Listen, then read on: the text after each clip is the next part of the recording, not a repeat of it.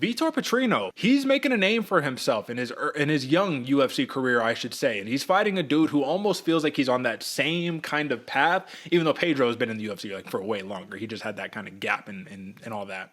Now, he opens up as this crazy minus 295 favorite with the plus 240 comeback for Tyson Pedro. And again, he is swollen to minus 310 plus 250 comeback for Tyson Pedro. So for Pedro, hasn't really moved much, but for Petrino, we've jumped it up a little bit.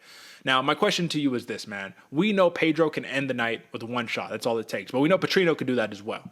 Do you think that the odds makers are seeing the value on Petrino in terms of making him such a large favorite because of the grappling? Is it as simple as that?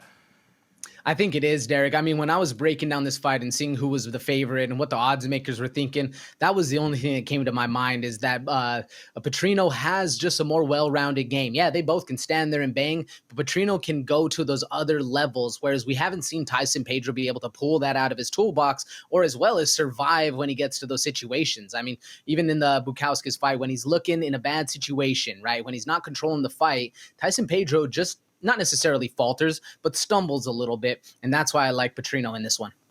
Yeah, I mean, listen, Petrino, he seems like the real deal. There's just one big problem in this matchup here that I'm seeing. I think Pedro has the speed advantage here, man. I think Pedro's way faster. So that's what gives me pause because all it takes is that one shot. And seeing that he's discounted at such a large underdog makes me think that they imagine Petrino's getting this fight to the ground early and he's mitigating all of the stand-up from a Tyson Pedro. Because if you look at the takedown defense for Tyson Pedro, currently listed at 52%. So, I mean, he is stuffing half of the takedowns, that are coming his way, but Petrino's takedown average, or his, I guess I should say accuracy, 70% thus far in his career. It's short, young UFC career. Let's dive into these numbers a little bit further. What do you think about this submission prop for Vitor Petrino? I'm trying to take a look at the last couple of losses for a Tyson Pedro, and you're seeing one submission. It was a straight arm bar by OSP, Ovin St. Preux. Aside from that, man, we don't see a lot of submission issues with Pedro, and last thing that you want is to try to go off of your back dual submission. Pedro gets on top and starts raining down elbows and those hammers. What do you think? Yeah, Derek, I mean, the plus 275, especially for Petrino on this one, I do think that's the more likely outcome, unless they end up in a firefight and then, plus 165 doesn't look bad either. But, man, I think the easiest path to victory for Petrino in this one is going to be wear Tyson Pedro down a little bit, get him to the ground and submit him. But like you said, man, you're going up against a guy who has a submission basically named for himself in OSP. But is Petrino on that kind of level? Will he be able to get Tyson Pedro in those situations? That's a question that's going to have to be answered. But I think he can, Derek. And I think that's why the odds makers have that below like a plus 300 for that submission.